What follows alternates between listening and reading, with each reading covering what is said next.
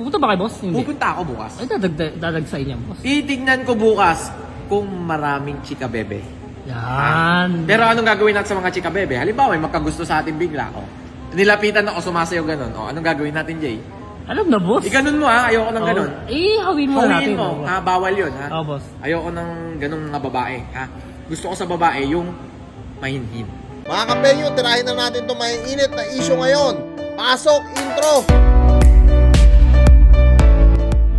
Eyo, what's up sa inyo mga kapenyo? At today meron na naman tayo napaka-init na reaction video. Jormel Labador talagang iimbestigahan nga raw itong second grand opening ng episode Bar Kitchen ni Rendon Labador, no? At talagang sinabi dito ni Haring Bangis na susurpresahin nga niya itong bar ni Rendon Labador para ma-check talaga kung totoo ba yung sinasabi nga ni Rendon Labador na lahat ng Coco fans free nga sa entrance, etc. ng mga sinabi nito ni Rendon. At tara mga kapenyo, wag na natin patagalin at sabay-sabay natin panoorin kung paano nga inimbestigahan ni Jormel Labador ang episode Bar Kitchen.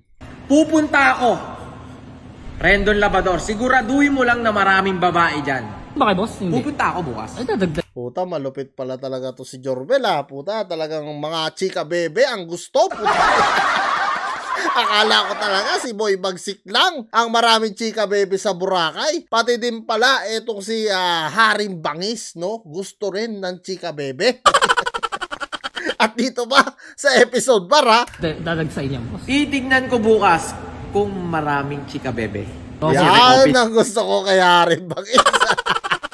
Iba pala ang i-check doon ha. To Diba, opening niya, boss. Oo, second opening. So ayan mga kapeyo, rinig nyo naman no, na sinabi dito ni Jormel, no, second opening nga daw to at libre. Tingnan natin.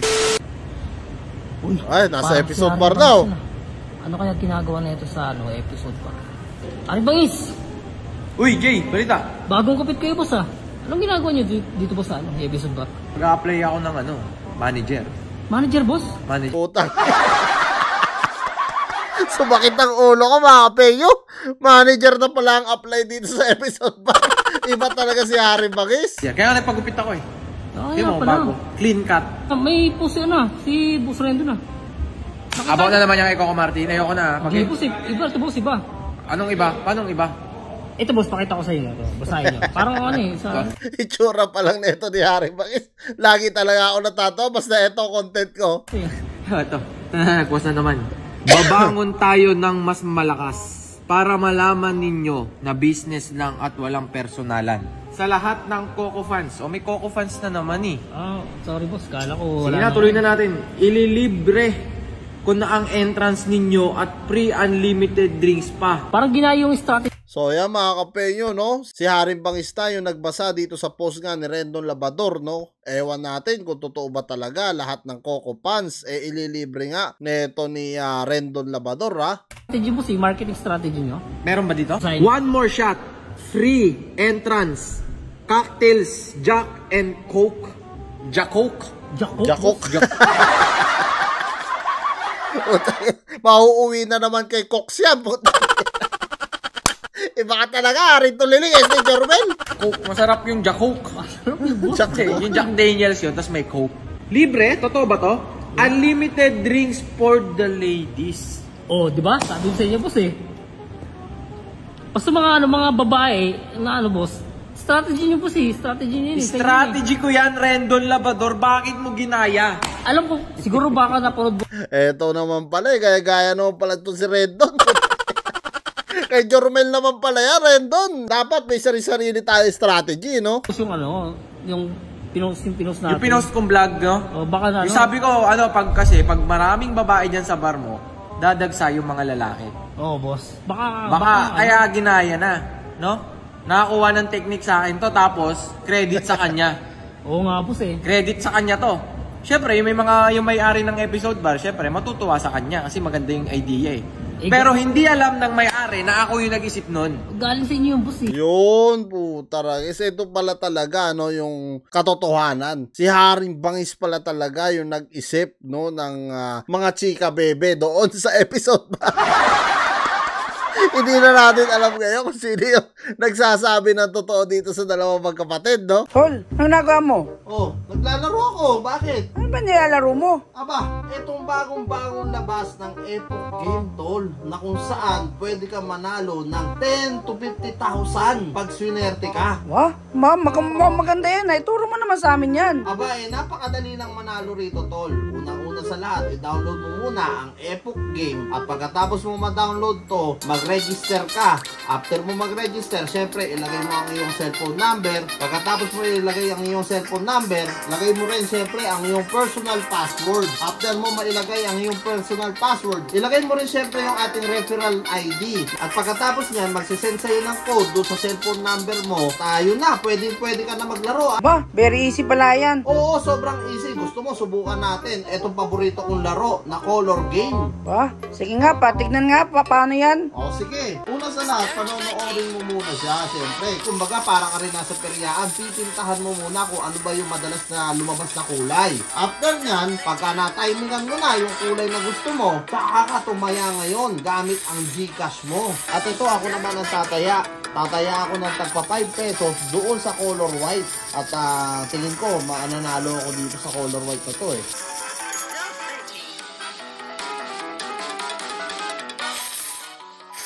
At ayan, makikita mo, nanalo rin ako, tol. Ba, very easy pala yan. Tsaka hindi ka na kailangan pumunta ng bangko, no? Oo, hindi na kailangan. Sa Gcash lang, maglagay ka lang ng pera, kahit 100 pesos lang, subukan mo lang. After nyan, magiging doble ang iyong 100 pesos pagka sinerte ka dito sa Epoch Game. Kaya napakadali lang itong Epoch Game, tol. At sigurado ako na magugustuhan nyo ang mga palaro nila rito. Dahil hindi lang color game ang pwede mong laruin dito. Iba-ibang game pa ang pwede mong malaro dito sa Epoch Game. Aba, ayos pala talaga yan, ha? Yan ang sinasabi ko sa iyo, Utol. Kaya ano pang hinihintay nyo, mga kapengyo? Mag-download na kayo at mag-register na dito sa Epoch Game. Nandyan na sa description ko down below. Register na! Siyempre, kahapon yung vlog ko eh. Ngayon lang niya pinost to eh. Oo. Saan nang galing? Sino na? Kinopya. Ako na. Sa inyo, Ako, siyempre. credit sa akin yan. Dapat makausap natin yung owner dito na ako talaga nagpasimula niyan.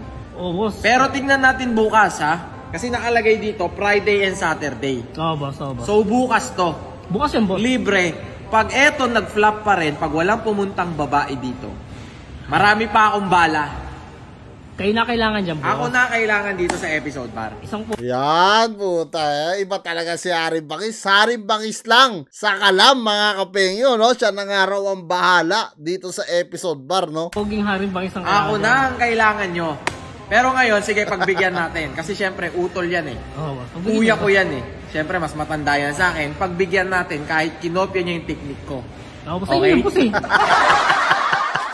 Kinopya pa rin. Si ano pala, Jormel talaga ang original. Gaya-gaya pala talaga to si Rendon Labrador. Akin yan, alam naman natin eh. Marketing Alam strategy. naman natin yan eh. Kita mo naman sa vlog kahapon. Malinaw Oo, na boss. malinaw.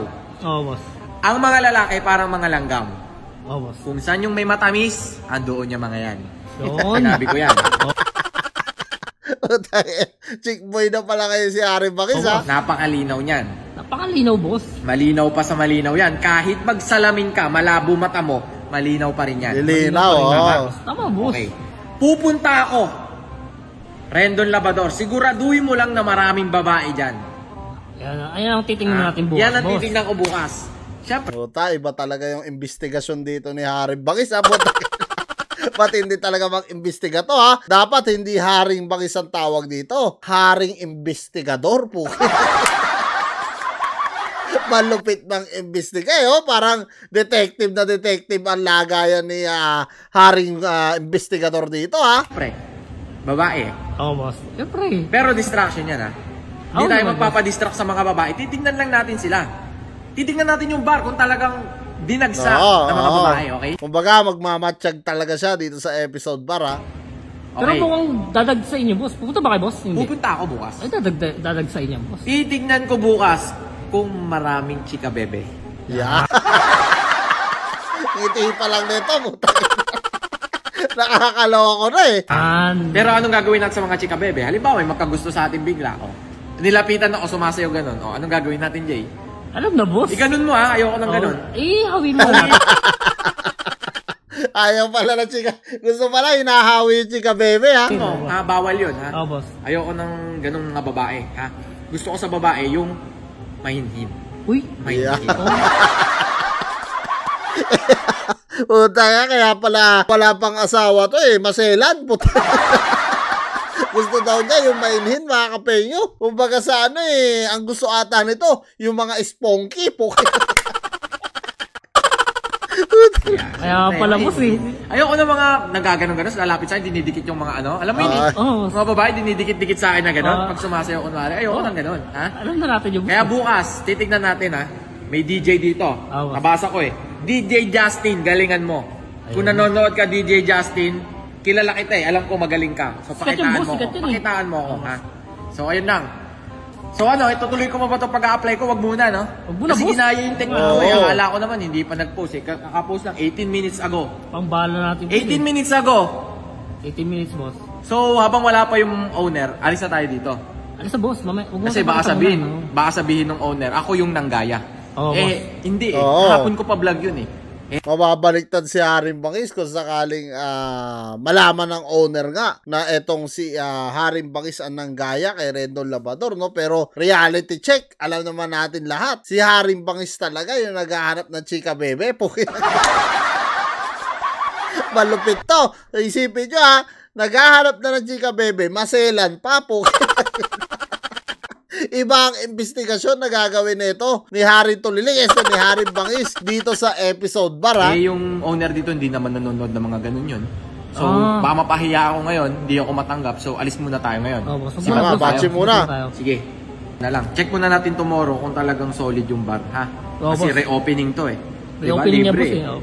Punta ka rin, Jay, ha? Oo naman, boss. Siyempre, kailangan ko ng bodyguard. Hahawiin mo yung mga girls. Ako na ha? bahala doon, boss. Oo, siyempre. Ibigay niyo sa akin Kahit yung mga babae. taga-Alabang girls, ha? Alabang Hindi girls? pwede yung mga Alabang girls natin, ha? Sige. Iba, international talaga si Harry Bangis. Pati yung mga Alabang girls, ayaw, ha? Baka nga sponky talaga yung hanap nito, hindi babae. Delikado talaga pala si Harry Bangis. Kaya pala hanggang ngayon, wala pang asawang hinayupak na to. Ay, anyway, mga penyo, maraming salamat dito sa panonood nyo sa panibago kong reaction video. At kung kayo ang tatanungin ko, may daplis ba ng konti etong si Jormel Tuliling?